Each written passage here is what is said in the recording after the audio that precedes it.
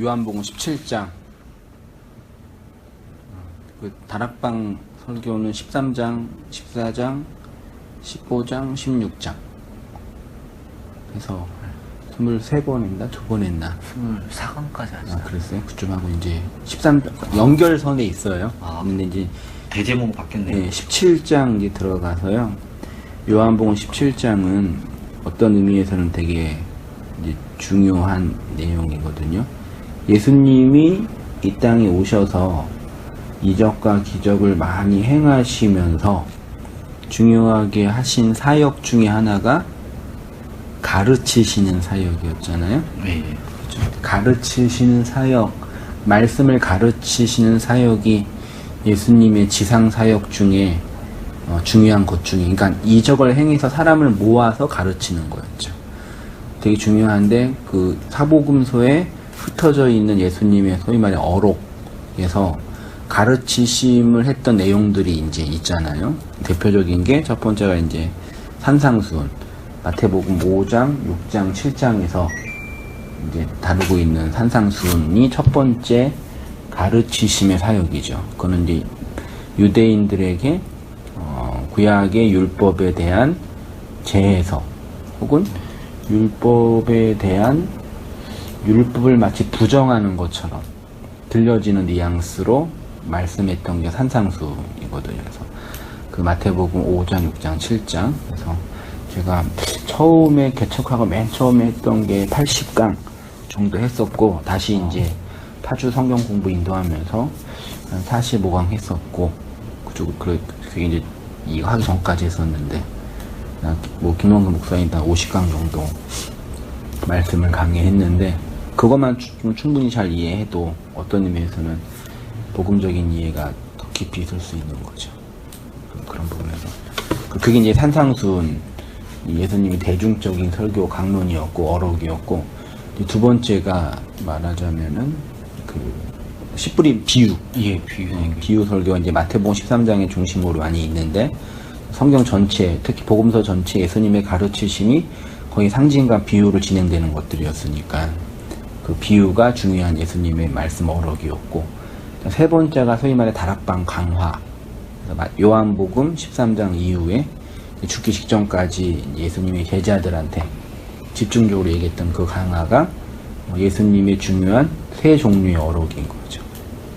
요거 세 개의 예수님의 말씀만 잘 연구하고 분석하고 공부하고 충분히 이해해도 기독교 복음에 대한 이해가 깊어질 수 있겠다. 우리가 지적으로도 이해할 부분도 필요하고 또 마음과 내용적으로 이렇게 인식하고 받아들이는, 그러니까 이해가 먼저예요? 받아들이는 게 먼저예요?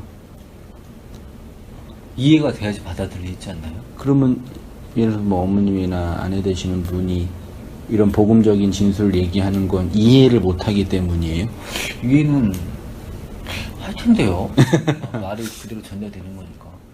그러니까 받아들이지 않는 거네요. 그렇죠. 그러니까 이게 이제 이해는 지적인 부분이라고 이제 표현할 수 있고, 받아들이는 거는 동의를 안 하는 거네요. 존재적인 부분이죠. 그러니까 어떤 말을 들을 때 그 말을 논리적으로 이해는 할 수 있어요.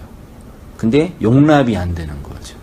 받아들이는 거 아는 거죠. 우리 일상생활에서도 정치적으로 색깔이 다를 때 나는 진보적인 성향이 강한데 보수적인 어떤 논리를 가지고 얘기를 할 때 그 말이 틀리지는 않을 수도 있잖아요. 이해는 되지만 나의 정치적인 성향과 다르기 때문에 받아들일 수 없을 때가 있죠.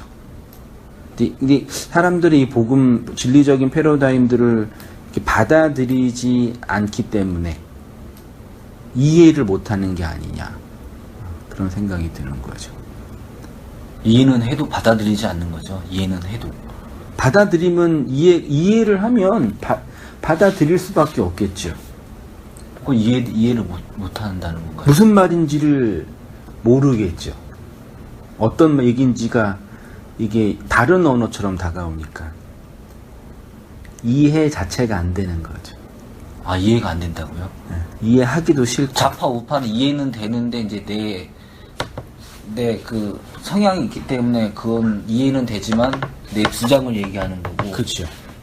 복음은 이해도 안 되기 때문에 받아들일 수가 없다는 얘기인 거예요. 그렇죠. 아, 이해를 못 한다고요? 복음 네. 자체를? 이해하는 것 같아요. 다른 얘기를 충분히 안 해서 그런 건가?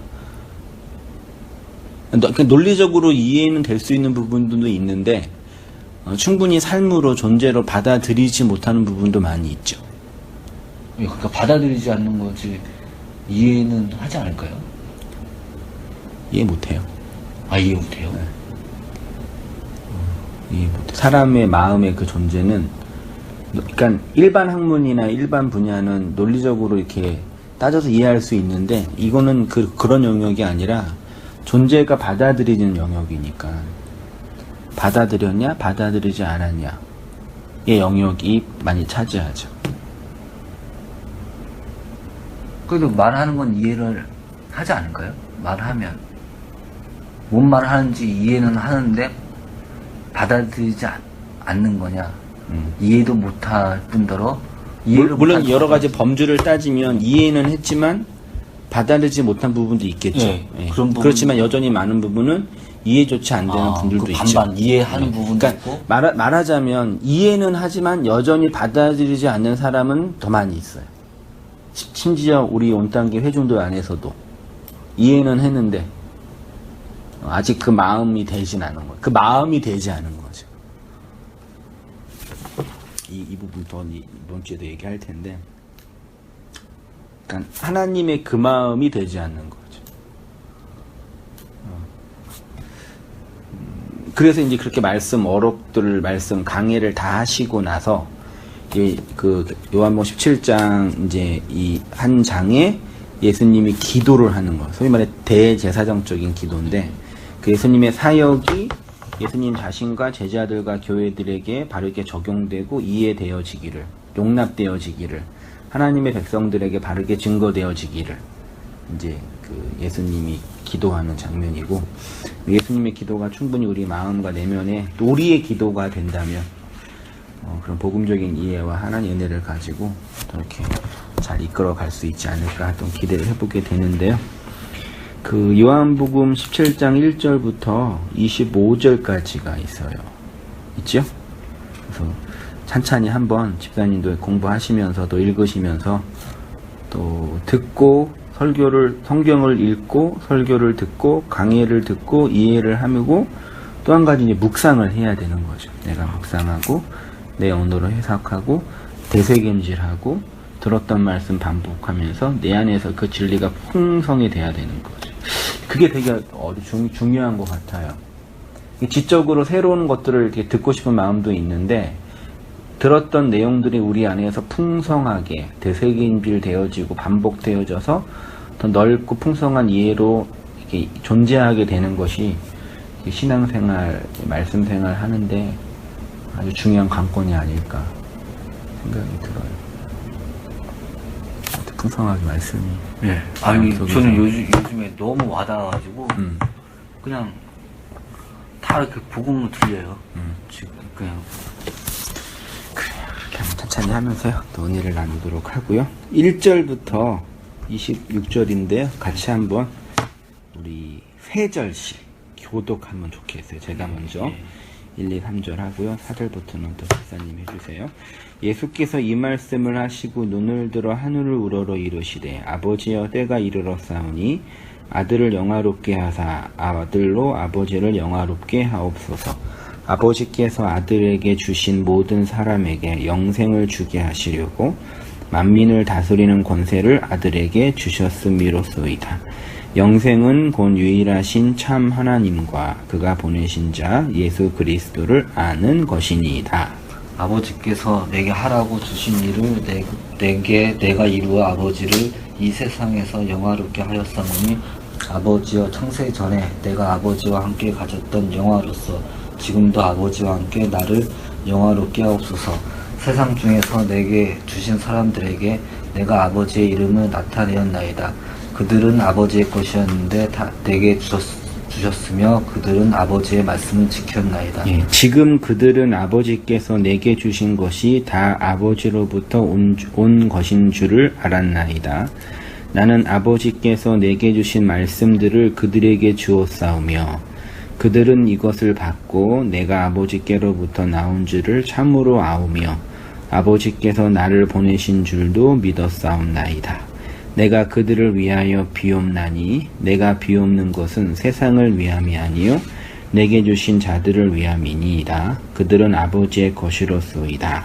내 것은 다 아버지의 것이요 아버지의 것은 내 것이온데 내가 그들로 말미암아 영광을 받았나이다. 나는 세상에 더 있지 아니하오나 그들은 세상에 있사옵고 나는 아버지께로 가옵나니 거룩하신 아버지여 내게 주신 아버지의 이름으로 이거 보세요. 지금 하고 있었어요. 지금 낭독하고 묵상하고 있었어요. 묵상 중요해가지고. 네. 학교에서 오는 거예요? 아니, 딴 데 들렸다 왔는데 그래. 택시를 탔거든요. 늦을까봐. 네. 근데 아저씨가 정말 손님 잘 만난 것처럼 큰 길을 막 도시더라고요. 그래, 요즘 돈 벌기 힘들지만 그냥 참았어요. 좀 막 도시더라고요. 컴플레인 막 이렇게 좀 무시하는 거예요, 자매를. 약간 길 모르는 자매를. 길 모르는 길치가 막힌 하거든요. 근데 누가 봐도 도는 느낌이 드니까. 내비로 이렇게 딱 해보면 돼요. 그 위치 찾아봤어요. 이게 도대체 어디를 돌고 있나. 빠르게. 위치 찾기에서. 근데 돌고 계시더라고요. 사람들이 좀만 틈만 보이면 코베에 가려고. 저 그냥 근데 웬만하면 그냥 참아주거든요. 그냥. 그래 돈 많이 버세요 이러고. 호구 되면 안 되는데. 아무튼 우리 7장 12절 네. 집산 읽으신 건가요? 제가 읽는 중간이죠. 네, 읽는 중간이에요. 어디 읽으셨어요? 12절 이제 12절까지 하시면 되죠. 네. 예. 내가 그들과 함께 있을 때에 내게 주신 아버지의 이름으로 그들을 보전하고 지켰나이다. 그 중에 하나도 멸망하지 않고 다만 멸망의 자식뿐이오니 이는 성경을 응하게 예. 함이니 13절부터 3절씩 읽고 있거든요. 네. 한점 읽어주세요. 지금 내가 아버지께로 가오니 내가 세상에서 이 말을 하옵는 것은 그들로 내 기쁨을 그들 안에 충만히 가지게 하려 함이니이다. 내가 아버지의 말씀을 그들에게 주었사오매 세상이 그들을 미워하여 싸우니 이는 내가 세상에 속하지 아니함 같이 그들도 세상에 속하지 아니함으로 인함이니이다. 내가 비옵는 것은 그들을 세상에서 데려가시기를 위함이 아니요 다만 악에 빠지지 않게 보전하시기를 위함이니이다. 내가 세상에 속하지 아니함 같이 그들도 세상에 속하지 아니하였사옵나이다. 그들을 진리로 거룩하게 하옵소서. 아버지의 말씀은 진리니이다. 아버지께서 나를 세상에 보내신 것 같이 나도 그들을 세상에 보내었고 또 그들을 위하여 내가 나를 거룩하게 하오니 이는 그들도 진리로 거룩함을 얻게 하려 함이니이다. 내가 비옵는 것은 이 사람들만 위함이 아니요 또 그들의 말로 말미암아 나를 믿는 사람들도 위함이니 아버지여 아버지께서 내 안에 내가 아버지 안에 있는 것 같이 그들도 다 하나가 되어 우리 안에 있게 하사 세상으로 아버지께서 나를 보내신 것을 믿게 없소서. 21일 37에 21 내게 주신 영광을 목사님 내들 내가 그들에게 주었어. 네 개 했어요? 네. 이는 우리가 하나가 된 것 같이 그들도 하나가 되게 하려 함이니이다. 곧 내가 그들 안에 있고 아버지께서 내 안에 계시어 그들로 온전함을 이루어 하나가 되게 하려 함은 아버지께서 나를 보내신 것과 또 나를 사랑하신 같이 그들도 사랑하신 것을 세상으로 알게 하려 함이로소이다. 아버지여 내게 주신 자도 나 있는 곳에 나와 함께 있어. 아버지께서 창세 전부터 나를 사랑하심으로 내게 주신 나의 영광을 그들로 보게 하시기를 원하옵나이다. 의로우신 아버지여 세상이 아버지를 알지 못하여도 나는 아버지를 알았사옵고 그들도 아버지께서 나를 보내신 줄 알았사옵나이다. 내가 아버지의 이름을 그들에게 알게 하였고 또 알게 하리이니 이는 나를 사랑하신 사랑이 그들 안에 있고 나도 그들 안에 있게 하려 함이니이다. 이렇게 17장 전체가 예수님의 기도. 이거 끝나자마자 어디로 가셨어요? 됐어요. 예. 이게 겟세마네 기도예요. 끝나고 이제 가룟 유다가 군병들을 데리고 예수님을 체포하고 곧바로 이제 십자가 가기 전에 대제사장 앞에 가서 또 이제 누구죠? 빌라도에게 가서 신문을 받고 채찍을 맞고 죽기 바로 직전에 그 이야기거든요. 그러니까 사실 유언적 기도죠.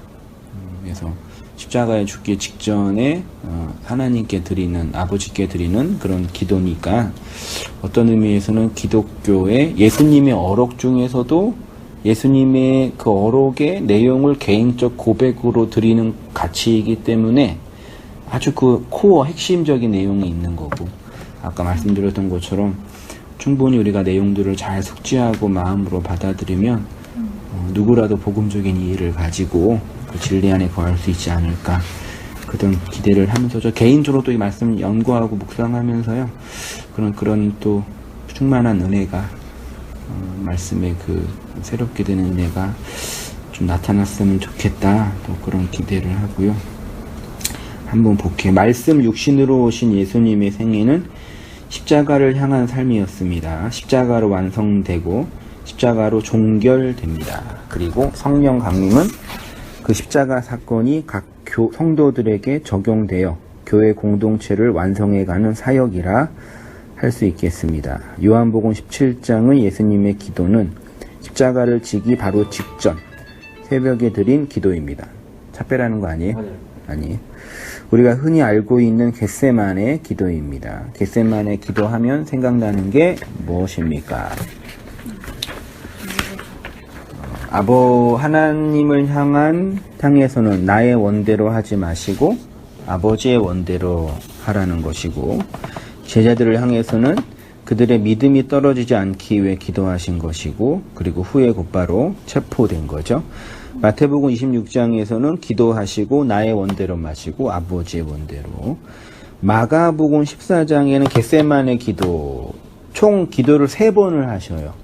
첫 번째 기도하고 제자들한테 좀 있어주라, 또 와서 또 졸고 깨워서 있어주라, 또 와서 기도하고 그냥 자라, 그러고 이제 가신 거. 38절 보세요. 마가복음 14장 38절.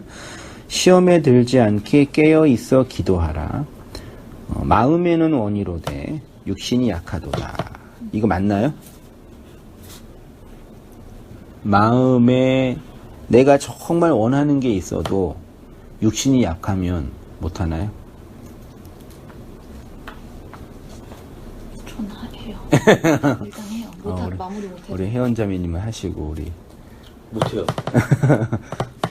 마음은 원하지만 네. 육체가 약하면 육체가 받지만 안 해주면 안 돼요. 안 돼요? 네. 그래서 육체를 주신 거죠. 육체, 그럼 그건 마음이 원하지 않는 거 아닌가요? 네? 아니, 하고 싶어도 육체가 안 따라주면 안 돼요. 그 인생은 네. 육체의 원함을, 육체의 한계를 뛰어넘어야 되는 건가요? 제 얘기는 이거지. 정말 내 마음이 원하는 게 있어. 네. 정말 하고 싶어요. 네. 근데 육체가 안 받아주면 못하냐.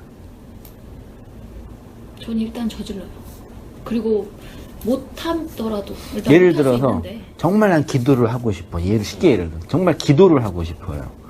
내 마음은 정말 기도하기를 원해. 근데 너무 바쁘고 힘들고 시간이 없어서 기도를 못하냐. 난 정말 진리를 배우고 그 진리 안에 거하고 싶고 진리로 살고 싶어요. 내 마음은 진짜 그 진리를 잊고 싶어요. 근데 시간이 안 돼서 못하냐. 어떻게? 됩니다. 그게 제일 핑계인 것 같아요. 시간이 없어서. 뭐 이런 거. 그럼 시간이 많은 사람은 그 말씀과 진리의 은혜 속에 풍성히 거해야 되잖아요. 안 되죠. 시간이 많으면 놀러 다니지 무슨 말씀 공부해. 아닌가요? 어떻게 생각하셔? 놀러 갈 때도 있나요? 뭐, 그게 그거지. 집사님은 그러시면 여전히 많은 사람들은 자기가 하고 싶은 거 다 하면 살아요. 아니, 다 하고 싶은 걸 원하죠. 자, 이렇게 한번 서론적으로 질문을 드려보고 진도 나가보겠습니다. 기도의 내용은 전 집사님 읽어주세요. 요한복음 17장의 예수님의 기도는 크게 세 단락으로 나눌 수 있습니다. 첫 번째는 1절부터 10절까지로 예수님 자신을 위한 기도이고, 두 번째는 11절부터 20절까지로 제자들을 위한 기도이며, 세 번째는 21절부터 26절까지로 모든 교회를 위한 기도라 할 수 있습니다. 밑에 한번 우리 회원자매니. 특히 예수님의 기도에 나타난 가장 중요한 신학적 내용은 하나님과의 관계에 있어서 자신이 하나님의 아들이라는 신분과 존재적 관점에서의 기도입니다. 이러한 아버지와 아들의 관계로 하나님과 자신의 관계를 설명하는 것은 구약의 유일신론의 관점에서는 혁명적인 변화입니다. 예수님은 구약의 여호와의 종교와는 근본적으로 다른 신관을 가지고 있으셨습니다. 네, 그 유일신 신앙이 뭐죠? 여호와 하나님. 그러니까 신론적인 관점에서 무신론과 유신론으로 나누죠. 무신론은 하나님을 인정하지 않는 거. 하나님이라는 분이 있어도 난 그 하나님을 믿지 않겠다. 그 진정한 의미에서 무신론은 사실 없어요. 유신론은 하나님이 있다. 그 하나님이 있다. 있어요. 근데 그 유신론에서 어떻게 나오냐? 다신론과 범신론과 유일신론이 나와요. 그러면 다신론은 신이라는 존재가 있는데 신이 참 많다. 바알도 신이고 아세라도 신이고 몰렉도 신이고 여호와도 신이다. 그런 신 중에 우리는 누굴 믿냐? 너는 바알을 믿지만 나는 여호와를 믿는다. 이게 다신론적인 개념이에요. 그 다음에 범신론은 모든 게 다 신이다라는 개념이고, 유일신론은 이 많은 다양한 신 중에 다른 신은 신이 아니고 오직 여호와 하나님만 유일하신 하나님이다. 이게 구약 유대인들이 믿고 있었던 유일신론적 신관이에요. 그러면 기독교는 유일신론이에요? 기독교는 삼위일체론이죠. 성부 하나님, 성자 예수님, 성령 하나님이 하나님으로서 하나이지만 각각이 위격적 구분이 있다. 그 예수님은 유일신론자예요? 삼위일체론자예요? 그러니까 그 당시 유대인들은 유일신론적 틀뿐이 삼위일체론 자체가 없었어요. 그러니까 삼위일체론은 1세기 이후 초대교회가 신학적으로 고민하면서 굳이 표현한 거지, 성경에는 삼위일체론 자체가 없으니까요. 그러니까 구약 시대에는 말하자면 신론적인 관점에서는 유일신론이 여호와 하나님 외에는 어떠한 신도 없어요. 근데 어떤 한 젊은이가 나와가지고 나는 하나님의 아들이라 그러고 하나님과 나가 하나다 그러니까, 그리고 그분이 죽었다가 부활하시고 또 성령이라는 또 신도 오셨대요. 그러니까 이제 교회 성도 구성원들이 놀래는 거죠, 신학적으로. 그럼 우리가 그 유대인으로서 구약이 믿었던 그 유일신론과 세 하나님은, 삼위의 하나님, 그건 뭐냐? 예수님이 하나님이 아버지다라는 부르는 것도 되게 충격적인 발언이었고, 그분과 내가 하나다라고 부르는 거는 거의 혁명이에요. 그 혁명 무슨 뜻이냐면 유대교의 유일신론을 부시는 혁명이에요. 그러니까 예수님 완전 또라이였지, 그 당시에. 그래서 죽인 거죠. 그런 의미에서는요. 자, 구약 종교의 계승인가 혁명인가? 예수님 구약 종교를 계승했어요? 혁명했어요? 혁명의 개념이 뭐죠? 그 전에 있는 것들을 부시고 새롭게 하는 건가요? 쿠데타는 불법적으로 하는 거고, 혁명은 합법적으로 하는 거고, 맞나? 용어상? 4.19 혁명이잖아. 이승만 정권을 부시고 민주정부를 수렴하기 위한 혁명을 한 거죠. 그렇죠? 예수님이 혁명가예요? 계승가예요? 그럴 때 절충적으로 좀 가운데로. 예수님이 계승자였으면요, 유대인들한테 안 죽었어요. 유대교를 계승하는데 왜 죽여요? 유대교를 부셔버렸으니까 죽인 거죠. 그렇죠? 구약 종교를 지탱하는 가장 근본적인 신학은 신론적인 관점에서는 뭐라고요? 유일신론이에요. 구원론적인 관점에서는 성전 제사와 율법에 대한 충성이에요. 예수님의 지상사역은 이러한 당대의 유대교적 종교 틀을 공격하고 허무는 신흥 종교의 출현이며 강력한 종교 전쟁이라 할 정도의 혁명이었습니다. 어떤 의미에서 예수님은 구약 종교의 계승자라는 측면보다는 구약 종교를 적대시하는 혁명적인 신관과 구원관을 가지고 있었다라는 것입니다. 그 예수님이 한 시대에 오면은 그들의 신관을 공격하고 그들의 구원관을 공격해요. 그럼 예수님이 우리에게 오면은 우리가 스스로 생각했던 구원관이 있죠. 혜원자매님의 구원관은 뭐였어요? 저는 구원관이 아직 없어요. 그러니까 제가 구원 받는다에 대한 개념 자체가 없었던 것 같아요. 그전에는. 여기서 말하는 구원은 뭐 예수님 뭐 해서 천국 간다라는 개념이 그런 건 아니라 아예 없고. 이 세상에서 나의 삶의 방식, 내가 진리라고 믿고 있는 어떤 지향점, 이런 거겠죠. 세계관일 수도 있고. 그게 그 교회를 다니고 이제 믿음 생활하고 그러면서 없어졌어요. 그러니까 그 전에는 정말 그 딱 있잖아요. 그 코스대로 내가 다른 사람보다, 그러니까 제가 저를 돌아봤을 때 명예욕이 강해서 뭐 물질이 이런 거 다 필요 없고 내가 인정할 만한 자리에 사회적 위치에 도달하는 것 그거였는데, 교회를 다니면서 그러니까 그 전에 이제 크게 한번 겪고 교회를 다니면서 그게 의미가 없다는 걸 알은 후로는 사실 이렇게 전체적 인생 계획도 안 세우고요. 아예 계획을 안 세워요. 내가 원하는 명예에 오르는 게 의미가 없다는 걸 안 거지, 명예욕이 없어지는 건 아닐 거 아니에요. 둘 다요. 명예욕이 없어졌어요? 그러니까 그거가 이제 의미가 없다라는 걸 아는 순간 욕심을 부리지 않게 되는 것 같아요. 그리고 그게 의미가 없고 그게 목표가 아니었구나. 내 삶의 목표가 결국 결정적으로 그런 걸 아는 순간 굳이 욕심을 부리지 않아도 되겠다라는 생각. 그러니까 그게 저를 지탱해주는 목표였던 거예요. 사실은 명예욕이라는 게 다른 사람이 나를 바라보는 그 그렇죠. 모습. 그러니까 쉽게 말하면 뭐 명예랑 하면 높은데 하는 이전에 다른 사람이 나를 어떻게 평가하냐에 대해서 그거였던 거예요, 신경을 많이 쓰면서 살아왔던. 그러니까 제 입장에서는 그 아버지나 저한테 이제 음악을 시켰던 아버지가 저를 바라봤을 때 만족할 만한 위치의 수준. 그게 지위가 명예욕이었던 거예요, 사실은. 어떻게 보면. 아버지로 대표되는 어떤 투영이었다는 그 얘기죠? 분위기에서. 그랬는데 그게 아니라는 걸 이제 알고 난 후부터는 굳이 되게 그 부분에 대해서 애쓰지 않아요. 네. 그래서 저는 인생 계획도 안 세워야지. 그 구원관은? 그러니까 구원관도 사실은 그런 막 되게 내가 어느 지점에 도달해서 되게 막 그러니까 높은 믿음을 가지고 있거나 아니면 신실한 자녀가 되겠다 이게 아니고 그냥 최선을 다해서 오늘을 살아서 마지막이 됐을 때 내가 어느 순간에 마지막이 모르지만 마지막이 됐을 때 그 끝나는 라인에 그 마라톤을 진짜 힘들게 달렸듯이 그 끝나는 피니시 라인에 예수님이 있었으면 좋겠다래요. 그게 저한테는 어떻게 보면 목표지 그 가는 과정에 내가 어디까지 가겠다라는 생각은 안 하는 것 같아요. 그때 있는데 지금은요? 그러니까 지금은 그냥 그때를 바라보면서 앞에만 보고 있어요, 지금. 그때를 바라보면서 있게 하는.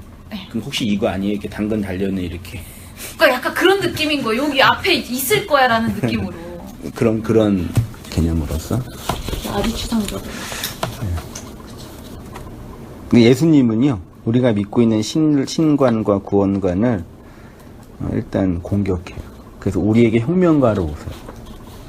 그러니까 뭐 혁명가라 해서 뭐 체계바라네 뭐 이렇게 뭐 그런 사람들이 아니라 내용은 같죠.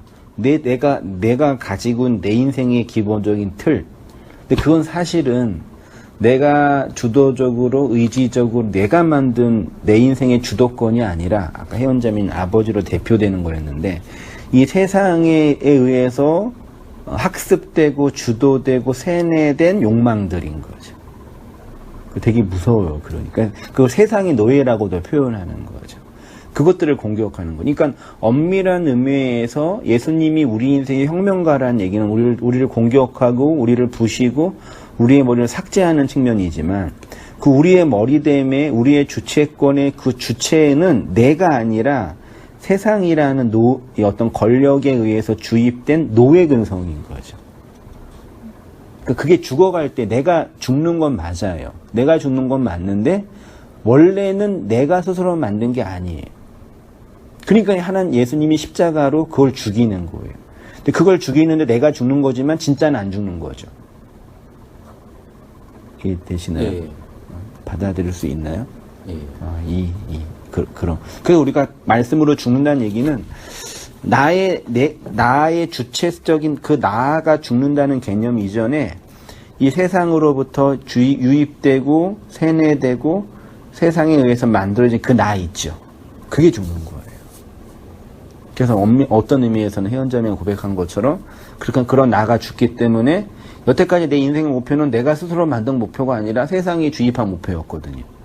근데 그게 이제 부서지니까 이제 더 이상 목표를 세우거나 그런 의지로 내가 만들기가 이제 뭐죠? 조심스러운 거죠. 그 한승인 목사 이렇게 개척을 하고 교회를 하고 있는데 교회를 세우고 진리를 전하는 이 저의 욕망과 저의 비전이 하나님이 나한테 준 비전이냐, 내가 스스로 만든 비전이냐, 아니면 이 시대 교회가 목사한테 준 비전이라 할 때 그걸 다 구분할 수 있겠냐고. 한 사람의 목회자가 열심히 교회를 하는데 그 사람의 그 비전이 하나님이 준 건지 세상에 의해서 만들어진 건지는 목회자 스스로도 몰라요. 나중에 갔는데 이게 뭐야 그러는 거예요. 우리가 거의 대부분 이렇게 인생을 살아갈 때 추구하는 어떤 성취가 다 그거거든요.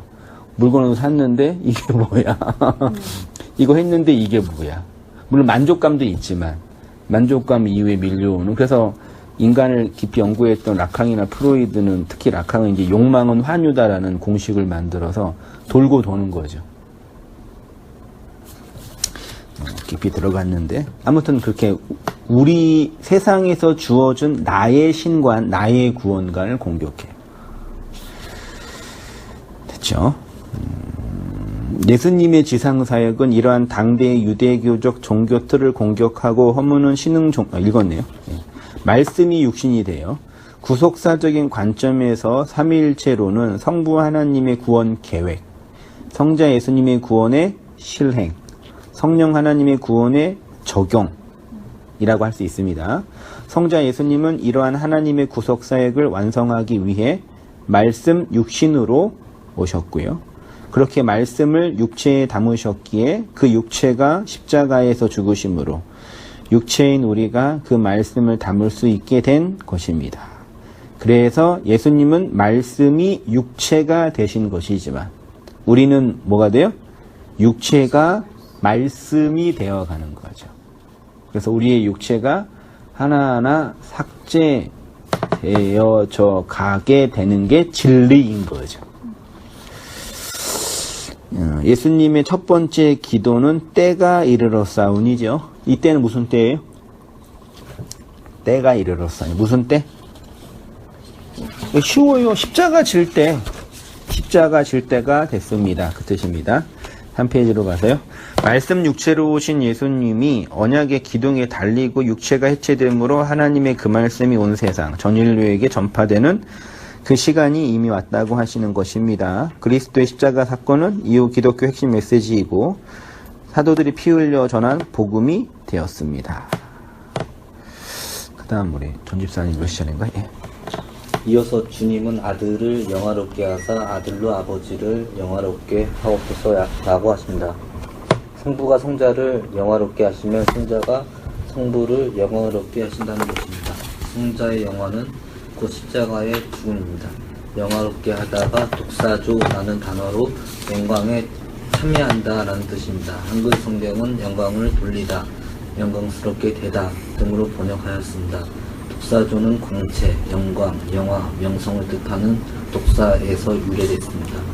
이전 강론인 다락방 강의 5강에서 요한복음 13장 3절을 강의할 때 영광에 대해서 강의한 적이 있습니다. 그 부분을 다시 복습을 하며 말씀을 나누겠습니다. 기억나세요? 전체적 영광, 발산적 영광. 네. 그때 제가 목사님 거기 중계동 아파트에서 네, 맞아요. 제가 이제 네. 발산적 영광을 본 것 같다. 네. 기억나세요? 그 얘기예요. 한 번 다시 항상 새로우죠. 새로워요. 좋은 거예요. 신약 성경에서 영광이란 단어는 두 가지 정도가 있는데 하나는 독사이고 하나는 티메입니다. 두 단어가 영광 혹은 영예 등으로 번역됐는데 티메는 공로를 세운 사람에게 그의 합당한 지위와 영예를 수여함으로써 그 사람의 업적을 인정하는 것을 뜻합니다. 그래서 이 단어는 하나님께 드리거나 자기 동료에게 주는 어떤 것을 말합니다. 독사도 거의 티메와 유사한 의미를 내포하고 있는데 성경에서 독사는 하나님께 응답하는 사람만 알 수 있는 하나님께 속한 특성을 말합니다. 그래서 영어의 영광으로 번역됩니다. 독사는 하나님 안에 있는 신적 생명력이 외부로 표출되는 것으로 나타납니다. 그래서 하나님의 영광이 나타났다라는 성경의 진술은 하나님의 신적 생명력이나 속성이 외부로 드러났다는 것을 의미합니다. 그리고 그 신적 생명의 확장은 그리스도의 십자가입니다. 왜냐하면 다 나이 먹고 애들 다 하고 지나와요.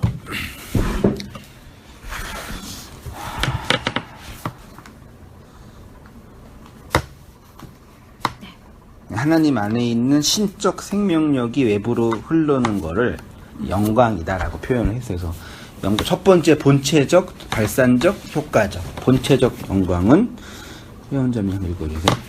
본체적 영광은 영광 자체, 즉 하나님의 존재 자체로 하나님 자신이 영광 자체입니다. 하나님은 다른 이름도 가지고 계시는데 진리 자체, 영원 자체, 아름다움 자체, 사랑 자체 등으로 표현되실 수 있습니다. 자체라는 말이 들어간 것은 하나님께서 바로 그것이기 때문입니다.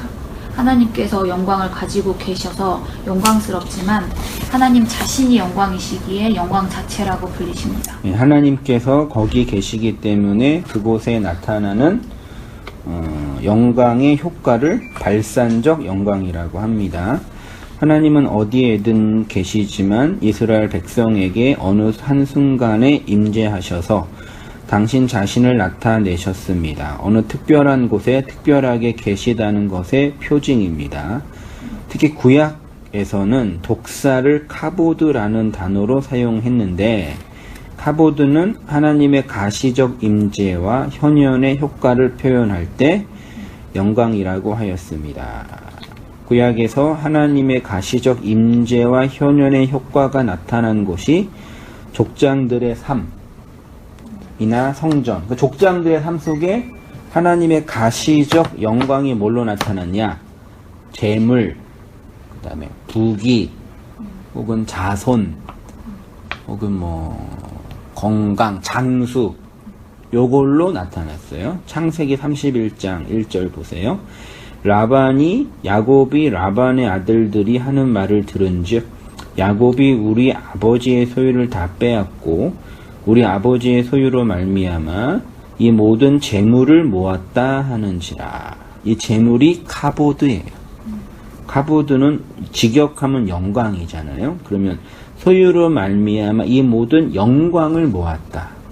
그러니까 하나님이 야곱에게 함께하고 있는 그 본체적 영광의 발산이 뭘로 드러났어요? 재물. 구약의 성도들은 하나님을 잘 믿어서 뭐가 된 거예요? 부자가 된 거예요. 요거를 구약 성경을 고지곧대로 문자적으로 해석하고자 하는 기복주의나 번영의 신학 주창자들이 봐라, 하나님 잘 믿으면 야곱처럼 이삭처럼 부자가 될 수 있다. 우리가 가난한 것은 하나님의 복이 임하지 않았기 때문이고 하나님의 저주가 임했다.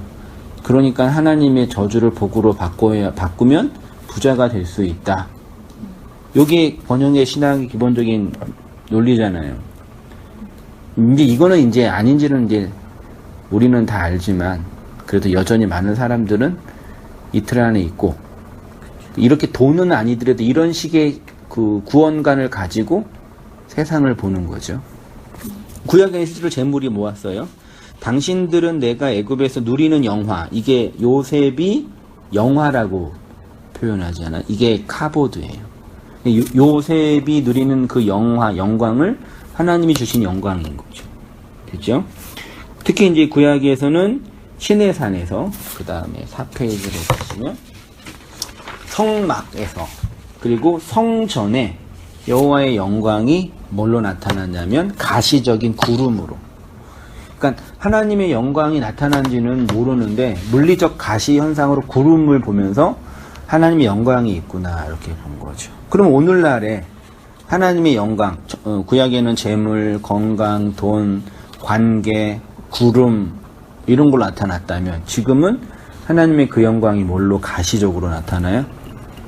성품. 고난. 뭐 갑자기. 아, 고난. 갑자기 다 슬퍼진다. 아닌 것 막 같다. 이러고. 응? 하시는데 지금. 자기 부인. 보면 되니까 뭐가 있지? 뭐 이러고. 하나의 성품이 나타나야죠. 하나님의 영광이 어디에 있어요? 네? 말씀 맞죠, 맞아. 말씀. 하나님. 갑자기 넌 너무 쉬운 거를 우리는 어렵게 보고. 너무 어렵게 생각해요. 그렇죠? 말씀 속에 하나님의 영광이, 그러니까 말씀이라는 말, 그 말이 눈에 보이는 그림으로 그려진 건 문자고, 마음속에 소리로 들어가면 언어가 되는 거죠. 그게 우리 인격 속에 남은 성품이 되는 건가? 그쵸. 되나요? 그쵸. 안 되는데 이제 조금씩 나와야죠. 아, 성격이 나와요. 그쵸. 참 말이 그게 무섭더라고요. 이제 자기가 아니고 예수님께 잠깐 나올 때가 있어요. 근데 내가 나오지. 다시. 성품이 나와요? 일시적으로 나와가지고, 일시적으로. 아무튼 이제 우리의 눈으로 보여지는 그 영광이 말씀이고, 그 말씀으로 오신 분이 독생자로 오신 예수님이, 그래서 예수님을 독생자의 영광, 은혜와 진리가 충만하다. 그래서 말 안에 예수님이 독생자로 오셨고, 모노게네스 하나를 가진 자로 오셨고, 그분의 말 안에는 은혜, 그레이스와 진리, 그 진리가 가득 되어 있다. 그럼 말은 진리로, 은혜로 우리를 이끄는 거죠. 그렇죠? 효과적 영광, 반응적 영광이라고도 할 수 있습니다. 이것은 하나님을 알지 못하고 패역의 길로 살아가던 사람이 회심하고 진리의 은혜를 담은 자가 되었을 때 다른 사람들이 그를 보고 하나님을 인정하게 되는데, 이럴 때 효과적 영광이라 할 수 있습니다. 평소에 하나님께 영광을 돌린다. 밑에 마태복음 5장 보세요. 이같이 너희 빛이 사람 앞에 비치게 하여 그들로 너희 착한 행실을 보고 하늘에 계신 너희 아버지께 영광을 돌리게 하라.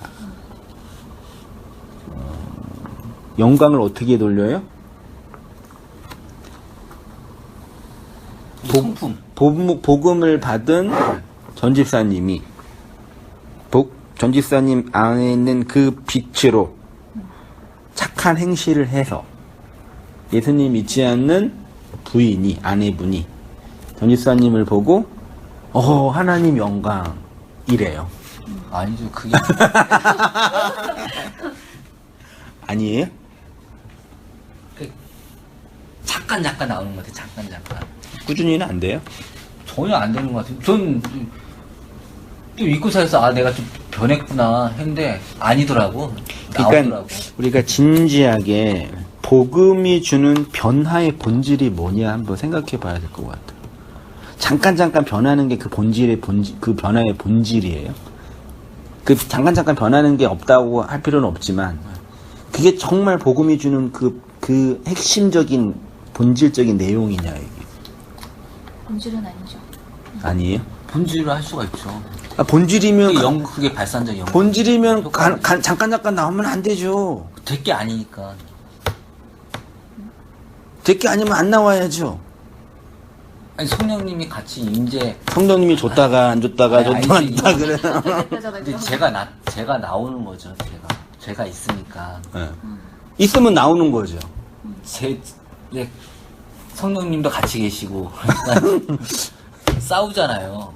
네. 성령님이 내 안에서 이제 나랑 네. 성령님이 싸우잖아요. 이제 성령님이 이기기 때문에 아무렇지도 않게 이제 내가 이제 보통 전데 약간 그러니까 저의 논리는 저의 논리는 복음이 우리에게 주는 그 본질이라는 게 있잖아요. 네. 그게 정말 핵심적인 가치면은 다른 건 다 몰라도 네. 그건 항상 있어야 된다는 얘기죠. 근데 집사님 표현을 해서는 잠깐 나온다라는 얘기는 해석은 안 바뀌는데 내 인생 삶에 대해서는 잠깐 그는 집사님이 잠깐 경험한다는 표현인가요? 예, 그렇죠. 그럼 만약 그러니까 예전에 저였으면 이건 도저히 못 쳐가는 건데 저는 이제 내 성격 바뀐 줄 알았어요. 그냥 이제 근데 그게 아니더라고. 이게. 그러니까 지금 성격이 잠깐 바뀌는 차원이 아니라 네. 그 안에 그 핵심적인 복음을 갖고 있는 사람이면 반드시 있어야 할 그 본질은 있잖아요. 예, 그렇죠. 그건 잠깐 나오는 게 아니에요. 아니죠. 그거는 계속 있는 거네. 그러니까 제가 여쭤보는 건 그 잠깐 나오는 어떤 지금 고백으로 하시는 그 개별적인 성품이 아니라 그 본질이 뭐냐고 이제 묻는 거죠. 아, 본질은 해석이죠. 본질은 해석이고, 그러니까 그게 내 삶으로 이제 그게 해석하는 거랑 제 삶이 그걸 그대로 할 수 있느냐는 별개인 거죠. 그게 말씀할 수는 있는데, 그러니까 그 복음을 받고 있는 내가 예. 그리스도께 의해서 빛이 됐어요. 이 빛이 됐어요. 그리스도가 주는 빛으로. 그러면 이 빛을 모르는 사람들이 이 빛을 보면서 하나님께 영광을 돌린다는 얘기는 이 사람에게서 나오는 그 빛의 본질이 하나님이라는 하나님만 주시는 그 본질이란 얘기죠. 예. 근데 그거는 이 사람이 이걸 보면서 요걸 빛으로 감지할 수 있다는 얘기는 이 사람이 빛이 된 성도의 그 빛을 갖고 있기 때문에 가능한 거죠. 아, 그렇죠. 그게 있으니까. 그러니까 기본적으로 우리가 다른 사람한테 착한 사람으로 이렇게 보여야 되겠다는 그런 컴플렉스를 일단 포기하고, 그러니까 이 착한이라는 단어 때문에 그래요. 그치, 그래서 해석을 희한하게 해놔가지고. 그래서 이걸 다 해석했어요, 제가요. 그 착한 행실이라는 개념이 윤리 도덕적인 성품적인 내용이 아니라 그 복음을 받고 있는 성도들 안에만 있는 그 본질의 그 무엇이 있단 말이죠. 그거를 도덕으로 포장할 수도 있고 성품으로 약간 포장될 수도 있어요. 근데 그 본질은 이 칸트나 이런 철학자들이 만든 도덕률이 아니라 그 말씀이라는 그 생명이 갖고 있는 그 생명의 본질적인 차원이죠. 근데 그거는 다 못 봐요. 아무도 못 보는데 하나님, 나와 같이 그 빛을 받은 어떤 사람들에게는 그게 보인다는 얘기죠. 집사님이 그때 저를 보면서 본 거 그거 있죠. 그거는 저의 성품이나 저의 어떤 능력이나 어떤 착한 행동, 이 세상에 말하는 착한 행동이 아니라 하나님이 집사님에게 넣어준 그 본질적인 메타담론적인 그것에 대한 봄이잖아요. 그러니까 집사님이 절 보고 그게 보인다고 하는 거고, 그거는 올상교회 말씀을 듣는 모든 성도들이 공히 인정하는 그 내용이에요. 근데 그걸 교회에 와서 말씀을 듣고 그걸 봤는데 밖에 나가서는 그렇게 못하는 거예요. 왜냐하면 도덕윤리에 갇혀 있으니까. 나도 모르는 사이에 그 편견에 갇혀 있으니까. 내가 보여줘야 할 행동은 이 세상 사람들이 칭찬받는 행동이 아니라 하나님의 백성이라면 반드시 믿을 수 있고 보여지는 그 말을 보여주는 거거든요. 그쵸? 네. 그러니까 그게 영광이라는 얘기예요. 그거 지난주 표현으로 그 호몰로게오라고 하는 거예요. 예수님이 넣어준 그 말로 같은 말을 하는 거. 그 성품에도 변화가 약간 있지 않나요, 그래도? 성품은 안 바뀌는데. 나이 들면 네. 호르몬이 변해서 변해요. 슬프다. 그래도 이제 예수님의 속성이 네. 영광이 사랑, 온유, 오래참, 뭐 화평 이거잖아요. 네. 그 속성이 약간 나와야죠. 그 속성이 지금 집사님 표현한 사랑, 온유 이게 네. 윤리 도덕적인 성품이 아니라는 거잖아요. 이 착한하고 똑같은 얘기죠, 결국. 지금 집사님이 어떤 틀에 이렇게 매여 있는지 좀 보셔야 되는데. 그것도 맞는데 그래도 근데 무슨 우리가 말씀하시는지 성경에서 알겠는데 그거는 그래도 착한 이제 거와 상관없잖아요. 상관없는데 십자가의 삶이 자기 희생이잖아요. 자기 희생은 어떻게 그것도 성품으로 볼 수도 있는 거잖아요. 예수님이 다 사랑해 주시는 거잖아요. 그것도 근데 사랑이 그게 아니지만 하여튼 이게 인간 관계를 맺으면 나오는 게 그걸 사랑이라고 하고 희생이라고 하고 봉사라고 하죠. 예수님은 다 그걸 보여주시고 가셨잖아요. 그거를 십자가에서 이런 삶이 나와야 된다는 거죠. 어느 그러니까 정도. 예수님이 보여준 그 삶의 코어는 이 세상 사람들 보편 윤리적인 측면에서 해석되어지지 않는 차원의 말씀인 거죠. 쉽게 말하면, 쉽게 더 우리 적용적으로 한다면, 예수님 믿지 않는 그 아내 성도님이 집사님을 보면서, 어우, 내 남편 보니까 하나님의 그 말씀이 있어. 라고 고백하게 만드는 그 집사님의 성품은 뭐여야 되냐 얘기죠. 돈 많이 벌어주는 거, 착한 남편 되는 거, 사려 깊은 남편이 되는 거. 아니죠. 성령의 열매가 어느 정도 나와야 되지. 그게 지금 제가 말한 이런 측면인 건가요? 사랑, 온유, 절제 이런 걸로요? 네, 그런 게 나와야죠. 그러니까 그게 지금 제가 말한 이런 표현이 있는 거냐고. 영광이요? 아니요.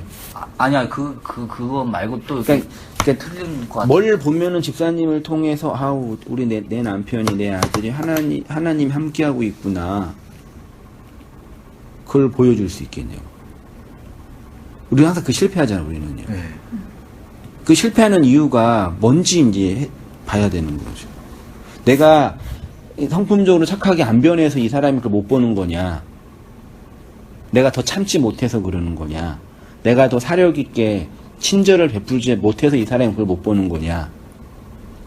그거 아니죠. 아니죠. 그 뭘 보여야 돼요?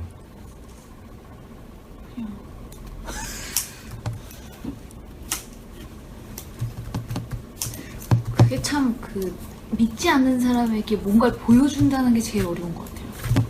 그러니까 내 안에 예. 말씀이 있다, 진리가 있다 이렇게 꺼내서 보여줄 수 있는 상황이 아니니까. 그러니까 그러니까 결국 우리가 뭘 봉창하냐면은 이 사람이 예수 믿게 할 수 있는 나의 보여짐은 나한테 있자고 이 사람한테 있는 거거든요. 이 사람이 변해야지 날 볼 수 있는 거예요. 내가 하는 게 아니죠. 그러니까 내가 이렇게 해서 노력하고 하는 차원으로 되는 게 아니라 이 사람의 눈꺼풀이 이렇게 벗겨져야지만 그날을 볼 수 있는 거라고요. 그러니까 복음을 갖고 있는 성도가 갖고 있는 진리 갖고 있는 성도들의 그 존재는 이 세상에서 이렇게 어떤 일을 잘하고 이런 차원이 아니라 그 진리를 알고 있는 그 사람들에게만 보여지는 그 말씀인 거죠. 그러니까 내가 들고 있는데 이거는 예를 들어서 파란 나라에서는 이건 금이에요. 근데 빨간 나라에서는 이거는 그냥 돌이란 말이에요. 이거 들고 다니면 빨간 나라에서는 다 돌로 보이잖아요. 누군가 와가지고 야 금 있네 그러는 거예요. 그 무슨 뜻이에요? 이 사람이 파란 나라 사람이란 얘기죠. 우리가 들고 있는 이 복음은 그 하나님 이 세상 사람들에게는 쓰레기예요. 근데 이 쓰레기에 기독교가 좀 포장을 해준 거지. 야 이거 우리 괜찮은 쓰레기 갖고 있어 이거 쓸만해. 니네 성격도 변할 수 있고 니네 행복하게 앉을 수도 있어. 이거 갖다 써 그러고 있는 거예요 기독교인들이 복음 종교 지도자들이. 영업 뛰는 거죠, 혹하게. 그러니까 이거를 바꿀 수는 없단 말이에요. 그러니까 이 쓰레기를 들고 있는 게 우리의 운명이에요. 그러니까 저주받은 거지 그래서. 근데 언제 복이 되냐면 이 쓰레기 안에 그 진리를 보는 파란 나라 사람이 나타날 때 그 사람도 그것 때문에 고통받고 있었거든요. 근데 그걸 들고 있는 나를 보면서 마치 내가 들고 있는 건 금이지 쓰레기가 아니지. 그걸 호몰로기어 한다 그러는 거예요. 근데 그걸 보여주는 거는 내가 변하는 게 아니라 이걸 보는 이 사람이 바뀌지 않는 이상 불가능한 거죠. 그러니까 믿지 않는 가족들을 위해서 구원을 위해 애쓸 수 있는 차원은 뭐 섬기고 도와주고 애쓰는 이런 차원이 아니라 근본적인 이 사람의 변화가 아니면 불가능하다는 얘기죠. 그게 가장 쉬운 방법이면서 불가능한 방법인 거죠. 근본적인 변화는 어떻게 할 수가 없는 거죠. 그렇죠. 예수님의 구원 사역이기 때문에. 우리 입장에서 할 수 없다는 측면인데 굳이 하는 일을 찾는다면은 그렇게 쓰레기 들고 사는 거죠. 네, 계속. 나는 스스로 금인데 세상 사람 쓰레기를 하지만 어쩔 수 없는 거죠. 근데 우리는 어떤 사람들이 되냐면 쓰레기 들고 있는 게 싫은 거예요. 그래서 이걸 자꾸 금으로 바꾸려고 그러는 거예요. 포장하려고 그러는 거예요. 그래서 쓰레기를 줘야 되는데 자꾸 금을 포장하는 거예요. 야, 괜찮아, 이거 니네가 쓰레기로 하지만 포장하니까 예쁘잖아. 요거 들고 행복하게 살아 이렇게 자꾸 주려고 그러는 거예요. 그걸 형제가 살인한다고 하는 거죠.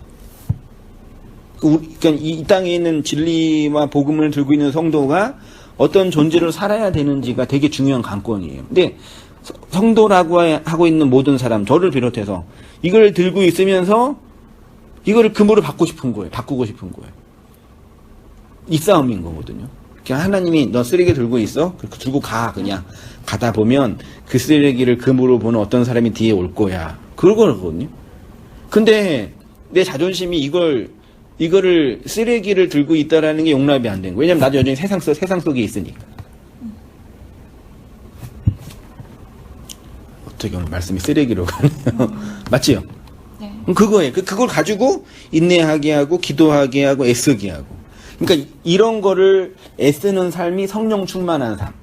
사랑과 희락과 화평과 오래참이 넘치는 삶인데 요거를 칸트에 영향받는 기독교인들이 요거를 도덕률로 포장을 한 거죠. 성품적인 변화로. 그러니까 내계학이 발전하면서 이제 더 빼박도 못하는 게 뭐냐면 인간의 기쁨, 인간의 즐거움, 다 이 내 호르몬의 변화, 이 환경의 변화, 이거에 의해서 움직여지는 거거든요.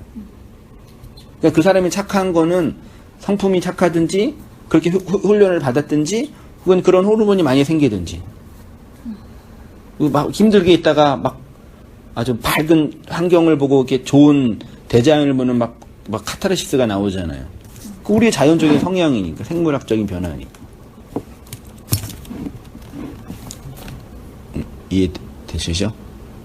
예, 근데 이제 환란이 인내를 낳고 인내가 연단 그 소망으로 연결되잖아요. 네. 이게 환란이 있으면 바뀌어요, 약간. 이게 소망으로 바뀌는 것 같더라고요, 이게. 네. 그러니까 성품이 바뀌어요. 이게 아무래도.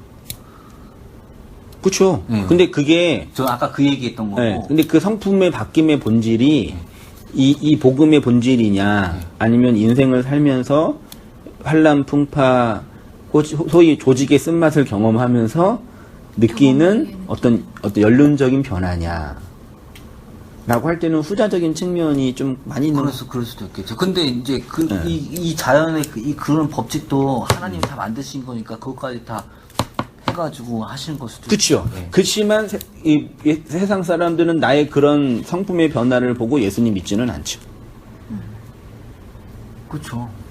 아까도 말씀하신 타자가 이렇게 네. 기 있어야지만 보는. 그러니까 반대로 얘기하면은 그렇게 변할 필요 없는 거죠. 복음 전하기 위해서. 복음 전하기 위해서 자연스럽게 약간 바뀌는. 그러니까 그건 바뀌어도 되고 안 바뀌어도 되는 거죠. 안 바뀌면 내가 불편하니까. 바뀌어야만 하는 건 아닌 거죠. 복음과 상관이 없죠. 이 세상에 사는데 아내랑 사는데 아내를 맞춰주지 않으면 내가 불편하잖아요. 그리고 저는 이렇게 이 세상에 맞춰가고 적응해가고 이렇게 가는 거죠. 그래서 착한 거와 상관없는 것 같아요. 뭐 착하려고 보려고 하는 게 아니라 그냥 그게 자연스럽게 그게 되는 거죠. 자연스럽게 노력해가지고 보여주시는 게 아니라. 그러니까 그게 복음의 그 본질적인 변화는 아니다는 그 말을 하고 싶은 거죠. 저는. 집사님이 굳이 교회를 안 다니고 말씀을 안 들어도 인생의 풍파를 경험하게 돼요. 맞아요. 그러니까 복음과 상관이 없는 거잖아요. 그러면 뭐예요? 그럼 성령 열매. 성령 열면 그런 게 아니라는 얘기죠.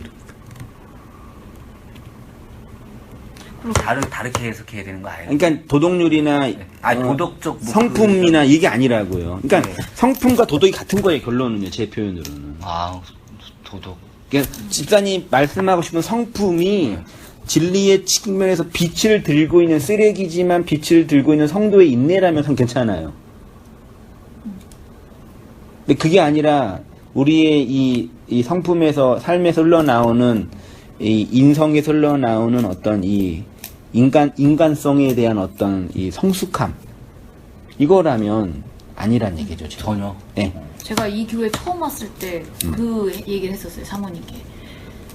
다른 교회에서는 자꾸 착하게 살아야 되고 다른 사람에게 기독교인으로서 포장한 모습을 자꾸 성화라는 훈련으로 그렇게 시켰단 말이에요. 저는 그 전 교회가 술도 마시면 안 되고 다른 사람한테 화를 내도 안 되고 다른 사람 욕하면 안 되고 다른 사람한테 착한 모습을 보여 이걸 체크를 했어요. 그 얘기 들어보니까 욕 몇 번 했냐 몇 번 했는지 일주일에 몇 번, 술 몇 번 마셨어, 다른 사람 몇 번 싸웠어 이런 걸 체크했단 말이에요. 그거 다 해요. 그거는. 그러니까 그걸 했단 말이에요. 근데 그게 제 성격이 안 맞는데 저는 그걸로 자꾸 훈련을 하고 있는 거예요. 근데 그게 스트레스가 쌓여요. 저는 안 변하니까.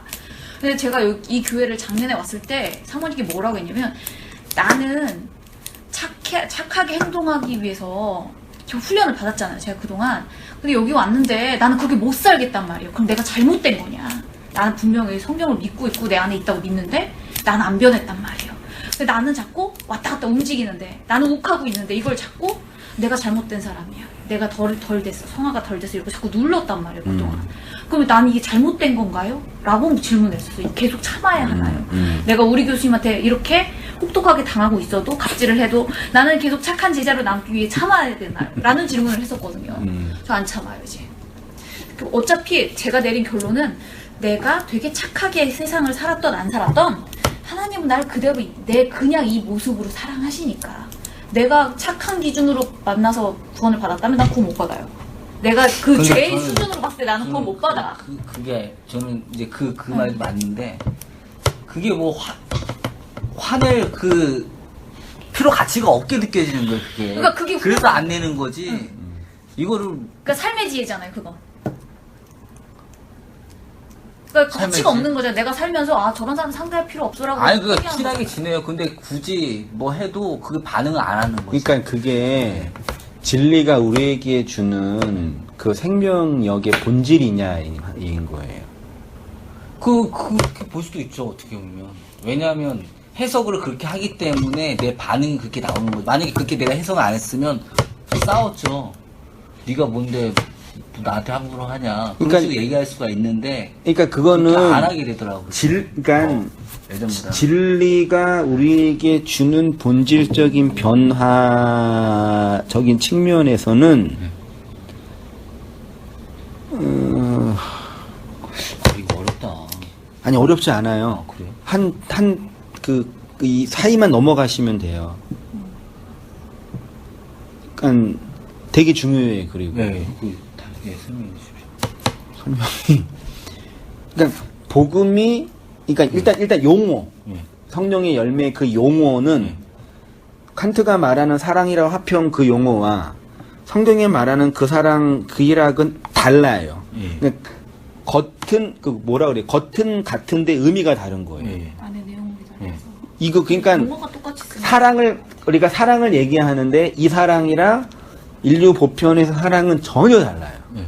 그러니까 이 용어가 일단 같은 용어로 다르게 쓰니까 이게 큰 이제 우리의 현실적인 문제고, 그다음에 이 성품이라는 차원에서 네.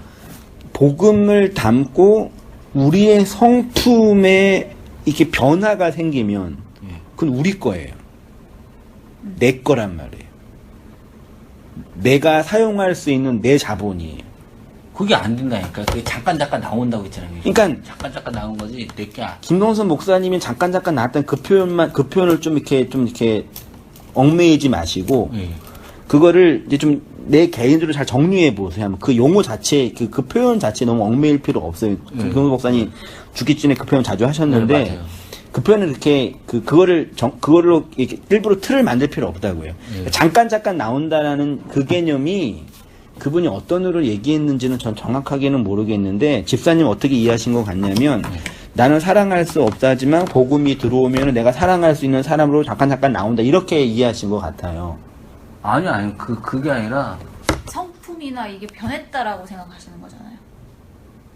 성품 그게 중요하게 모든 게 그게 막 중요하게 생각되지가 않는 거예요. 예전에는 뭐 한 가지 뭐 하면 이게 되게 뭐 다 이렇게 집중하고 뭐 집요하게 그 물고 늘었다면 그렇게 뭐 이렇게 뭐 세상에 주어진 게 이렇게 막 그러니까 중요하게 그게- 생각하지 않으니까 그게 무시하게 되더라고. 금강경을 보고도 얻을 수 있는 깨달음 아니냐고요, 제 얘기는요. 아니죠. 하늘에 소망을 두고 있기 때문에 이 세상에 그 가치를 그게 크게 안 두기 때문에 그런 건데. 그거를 그러면 성품이라고 하지 말고 내 안에서 복음의 핵심으로 나오는 그 존재의 에너지라 그러면 돼요. 근데 그러면 잠깐 나오는 게 아니죠, 그거는. 그건 계속 있죠. 심지어 제가 사람을 때릴 때도 있는 거죠. 말도 안 되게 적용을 하면. 내게 아니니까.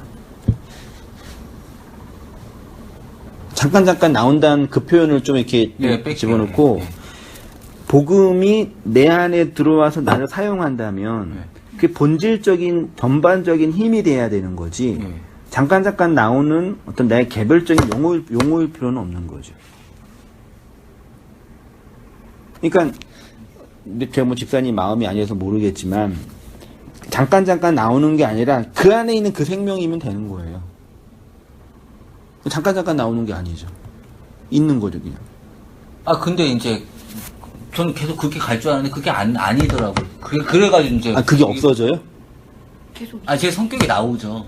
아니, 성격이 나오는 거랑 그 생명이 내 안에 있는 거랑을 좀 구분하시라는 얘기라니까. 성격은 항상 나와요, 우리가요. 네. 그리고 내 성격은 안 변해요. 네. 안 변해. 그거는 나의 그러니까 천성이에요. 그냥 DNA적 천성이라고요.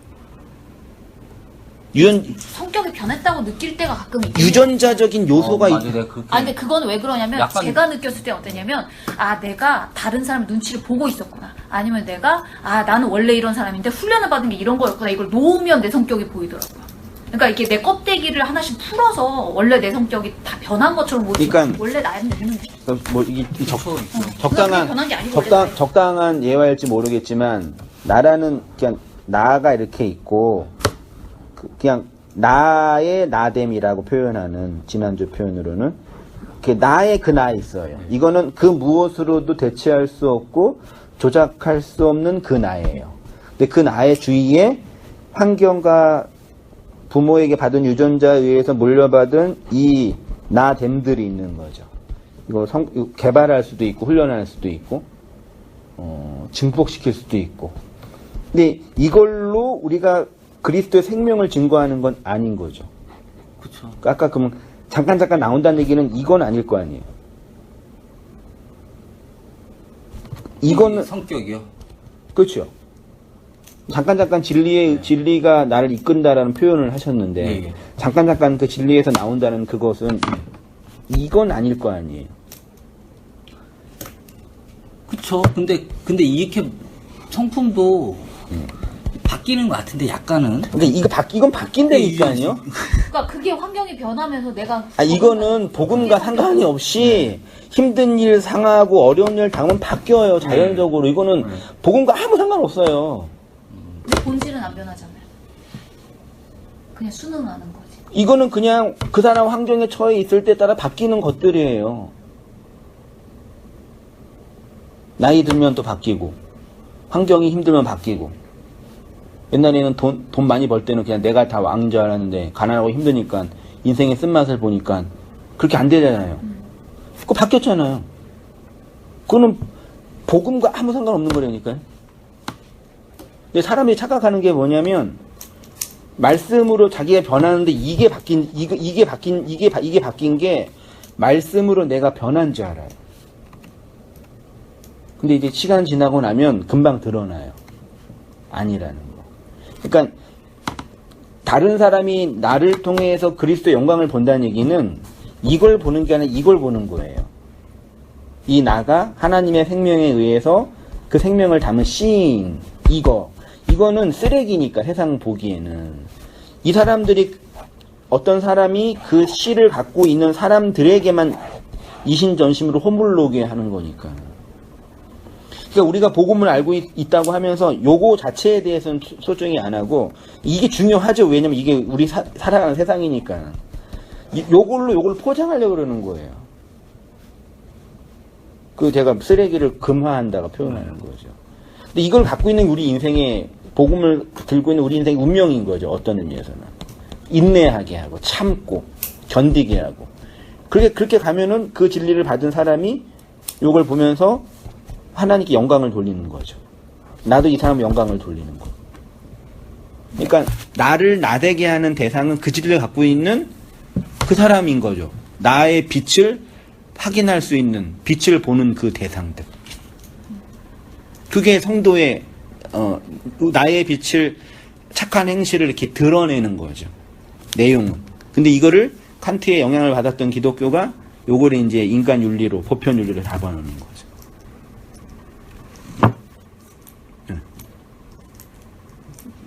어렵진 않잖아요.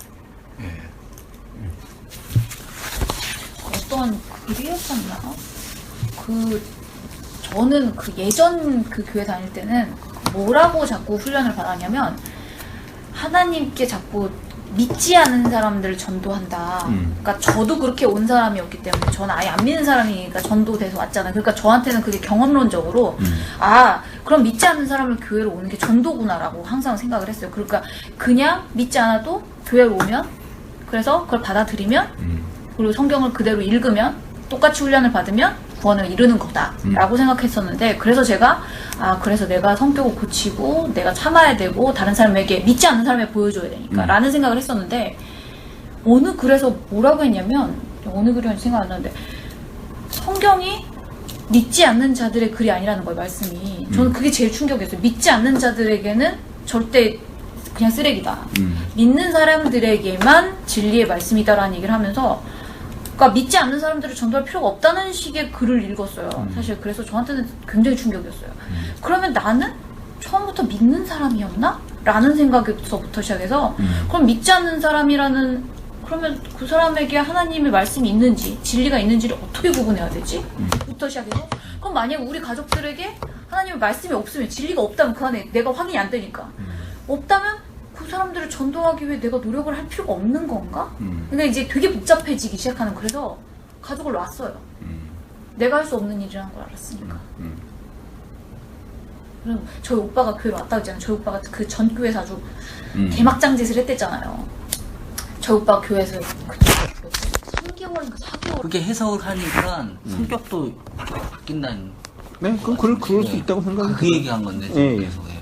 근데 그거는 말하자면 기준을 좀 적게 두니까 더. 말하자면 본질적인 1차적으로 이제 그 우리 안에서 흘러나오는 그 본질은 아닌 거죠.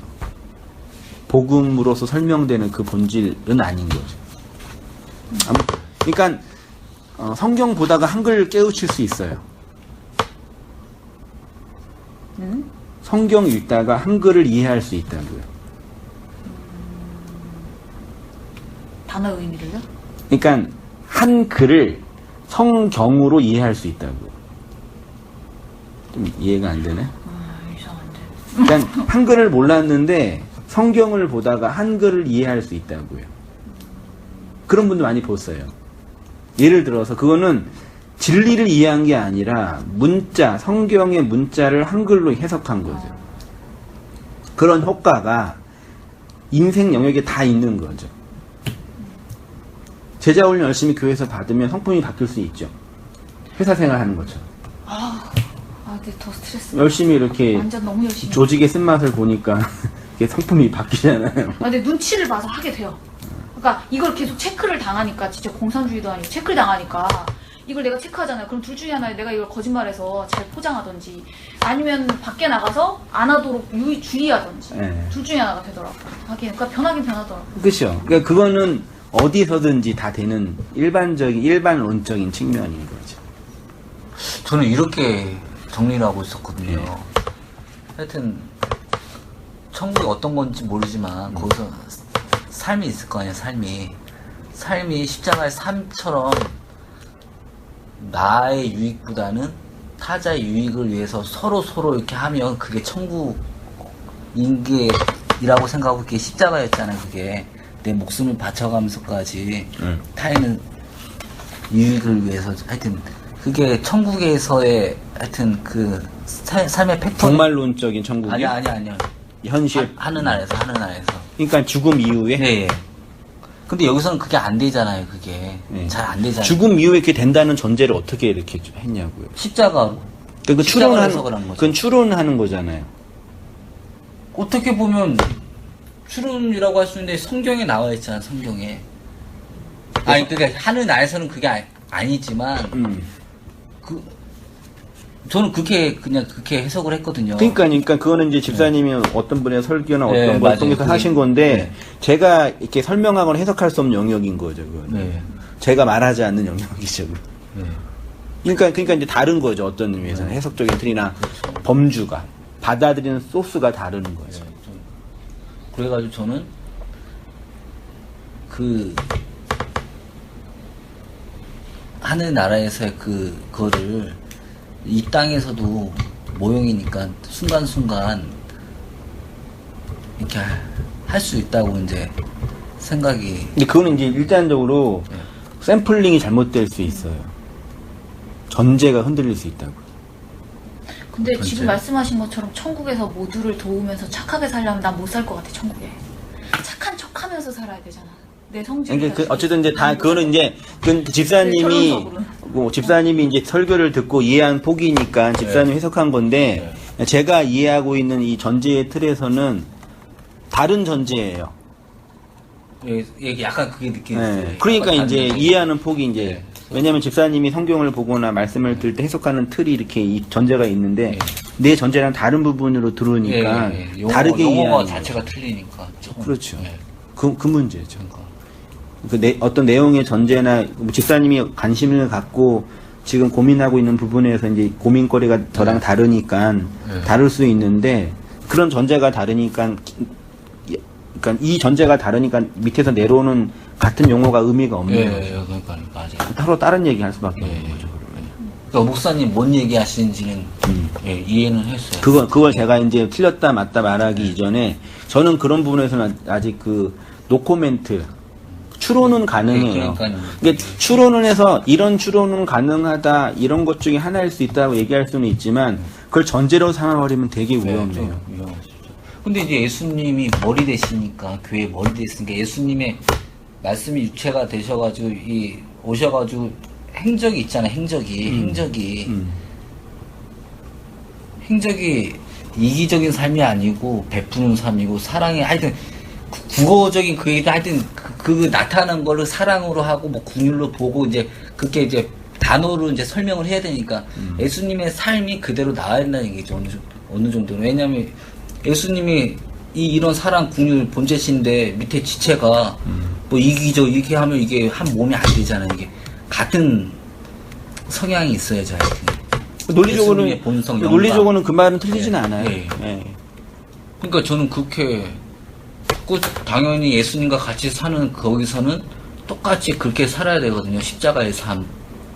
그러니까 그렇게 살 수밖에 없고 그러니까 그거를 이 배우고 가야 되는 거고. 그러니까 왜 그렇게 사는 게 근데 그렇게 살아야지 행복한 거예요. 그게. 그러니까요. 제가 알기로는 제가 말하는 전제랑 다른 방에 네. 있는 전제를 그걸 요걸 해석하면 안 된다는 얘기죠.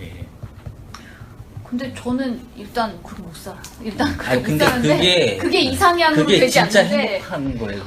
그게. 그건 아닌데 그러니까 집사님이 이렇게 진짜 행복한 거라 말할 수 있는 집사님 전제가 네, 있으니까 그러니까요. 그럴 수 있는데 이게 그 설명이 잘 안 되는 그 전제를 제가 인정하지 않는 측면에서는 네.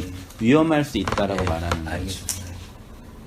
그럼 집사님 어떤 역사나 삶에 대한 또 성경에 대한 이해의 폭이 이제 집사님 생각하는 어떤 틀들이 있는 거니까 그런 부분에서. 근데 이 틀들이 잘못되면 어떡하죠? 저는 이게 걱정이에요. 그러니까 그게 위험한 거죠, 그거는요. 일단 근데 저는- 전제가 스타트가 다르면 이 전제를 목사님은 동의 안 하시는 예, 거죠? 동의하지는 않아요. 그러니까 김춘호 이거는 그분이 김성수 목사님의 주된 그러니까 설교 내용이에요. 주된. 그분이 이해했던 틀 밖에서 그거를 제가 끄집어내서 어떤 전제를 만들면은 우리의 문제를 해결할 수가 있는데, 어쨌든 저는 이제 그런 전제는 좀, 특히 이제 종말론적인 완성의 측면에서는 그런 얘기는 좀, 뭐라 그럴까요? 지금의 문제를 해석하고 싶은, 문제를 찾고 그러니까 해결책을 찾고 싶어. 그러니까 예를 들어서 수학 문제를 풀고 싶은데 정답을 못 찾는 거예요. 인터스텔라에서 그 얘기를 하거든요. 중력 방정식을 풀어야 되는데 요걸 풀어야지 문제를 해결하는데 평생 학자가 풀 수 있다고만 얘기하고 이미 못 푸는 걸 확인은 했어요. 이미. 근데 다른 사람들한테는 풀 수 있다고 얘기하는 거예요. 엄청나죠. 그리고 이 사람들은 풀 수 있는 희망을 가지고 외계 세계로 떠나요. 근데 못 돌아요, 아무도. 나중에 운명하기 직전에 답을 못 찾았다. 그러면 간 사람은 뭐냐? 미안하다. 그러니까 현재 풀지 못하는 답을 풀지 못하는 것으로 두는 것도 답이거든요. 근데 워낙 우리가 힘들고 어려우면은 이걸 풀고 싶은 거예요. 기대고 싶어. 아니 힘든 거 뭐 다 배제하고 네. 전혀 아니, 그게- 생각 없이. 그러니까 그게 이제 지적인 호기심이든 추론의 방식이든 모르겠는데 아니면 제가 충분히 이해하지 못한 영역일 수도 있고 근데 지금까지 이제 제가 해석하고 고민하는 바로는 그런 부분인 것 같아요. 근데 그 저희 성경 뭐 작성자나 뭐 이 사람 뭐 특별 계시를 받았을 거니까 쓰신 거지만 하여튼 교회 성도들은 하여튼 하나님께 소망을 주신 거고 천국의 비밀을 알려준다고 생각을 하거든요. 그게 같이 공유가 돼야 되는 거고 그게 생각이 말이 이렇게 잘 전달될지 몰라도 이런 내용을 말하는 이게 공유가 돼야 된다고 생각하거든요. 저는. 근데 저는 그렇게 정리를 했어요. 그게 맞다고 저는, 생각하고. 사실 그 이런 완전히 면에서 저는 약간 무지할 수도 있는 건데 저는 교회를 다니지도 막 그렇게 되게 길지도 않고 그리고 교회를 이렇게 막 다른 교회를 많이 다닌 것도 아니고 그래서 정확하게 다른 목사님이 뭘 말씀하시는지 잘 몰라요. 그리고 솔직히 말하면 저는 다른 사람 목사님이 뭐라고 얘기해도 관심이 없어요.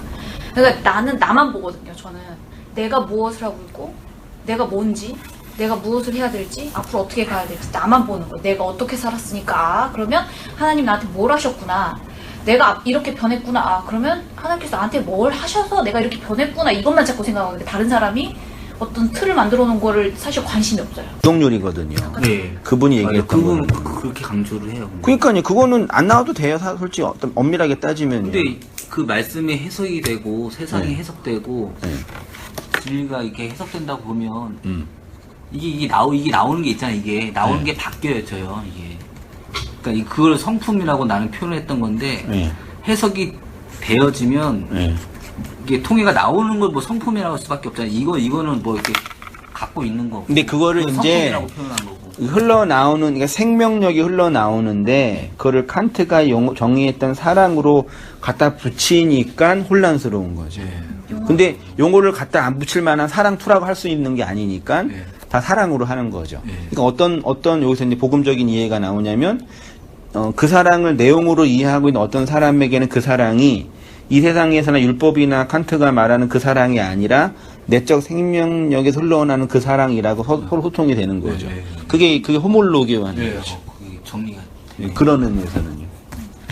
아무튼 너무 과도하게 외부에서 흘러나오는 것을 너무 거부하지는 마시고 근데 이제 뭐랄까, 워낙 이제 그동안 이제 살아온 네, 인생이 많이 또 이제 경험이 있으니까 많이 빼고 있어서 배경적인 각자 억눌린 자아 억눌린 자아가 강한 사람도 있고 또 약한 사람도 있는 거니까 근데 억눌림이 강하면 네. 스프링처럼 누른 게 많으면 네. 튕기는 것도 그쵸. 많아지잖아요. 그러니까 지금 많이 빼고 있는 거예요, 네. 사실. 맞아요. 그래서 그걸 넣고 싶지 않은 거예요. 그러니까 뭔가를 각자가 수입하고 싶지 이 출발선이나 이해하는 폭이 다 다른 상태에서 말씀을 들으니까 받아들이는 걸 해석하는 게 다 다른 거죠, 사실은. 되게 이제 중요한 겁니다. 그래서 그러니까 설교자들이 표현할 때요. 그러니까 좀 저도 말씀 전하는 위치에 있고 또 배우고도 있지만 그 표현과 이해하는 폭이 이게 논리의 전개에서의 위치와 배경도 되게 중요하고, 또 이제 배경과 상황도 되게 중요하거든요. 그런 의미에서는. 아무튼, 그게 이제 효과적 영광은 다른 사람이, 그 진리를 갖고 있는 그 사람에게만 보이는 그 빛이라는 얘기죠. 그래서 비밀이라고 표현하는 거예요, 비밀. 무스테리움이라고. 4페이지 오른쪽, 마음에서 나오는 강력한 기도요. 겟세마네 기도에서 예수님은 제자들이 깨어 기도하기를 원하셨습니다. 예수님은 땀이 핏방울이 될 정도로 온 힘을 다 바쳐 기도하셨는데 제자들은 잠을 자고 있었습니다. 그때 예수님은 마음은 원이로되 육신이 약하다 하셨습니다. 우리는 이 말씀을 우리 육체의 게으름을 핑계 삼을 때 표현합니다. 그러나 원문에는 그 영은 강력히 원하나 그 육체는 힘이 없다. 힘이 없다로 번역된 아스데네스는 병들다입니다. 그러니까 호사르크스, 육체예요.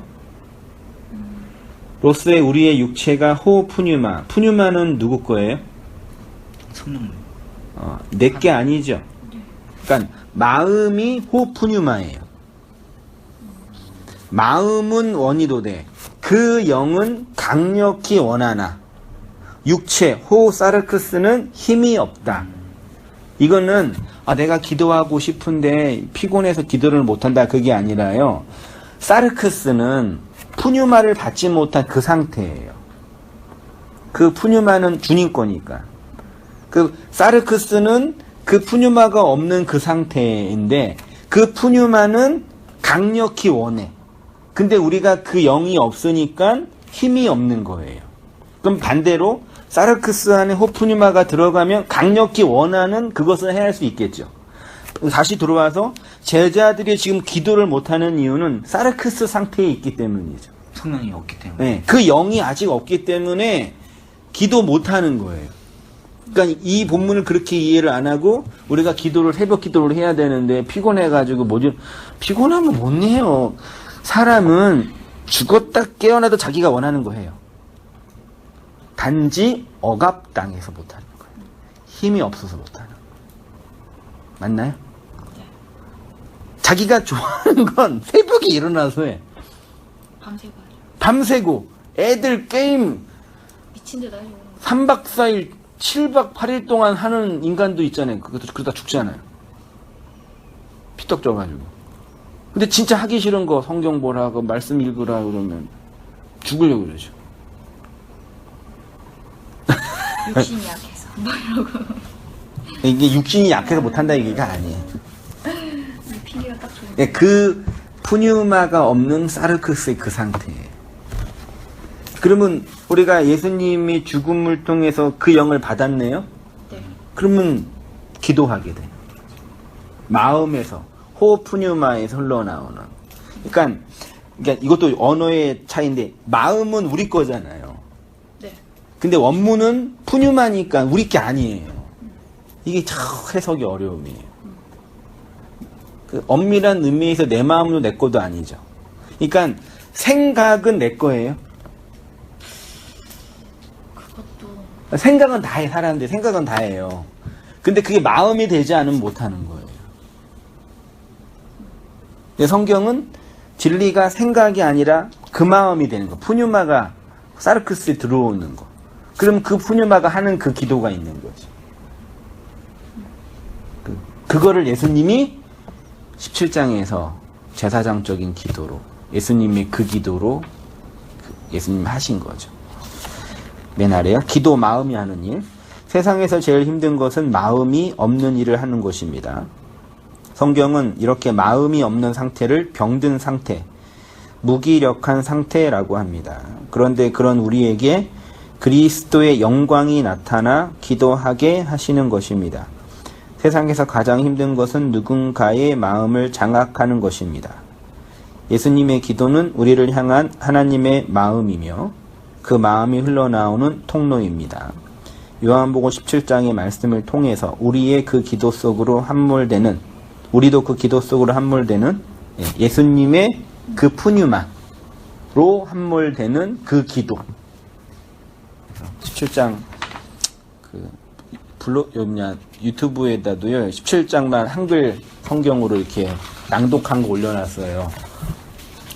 약간 한글만 읽는다고 이해는 안 되지만 또 많이 읽고 암송하고 반복하고 묵상하고 또 기도하시면서 이 복음의 내용을 이렇게 순수하게 내용을 잘 이렇게 받고 들어갔으면 좋겠다. 그런 기대를 또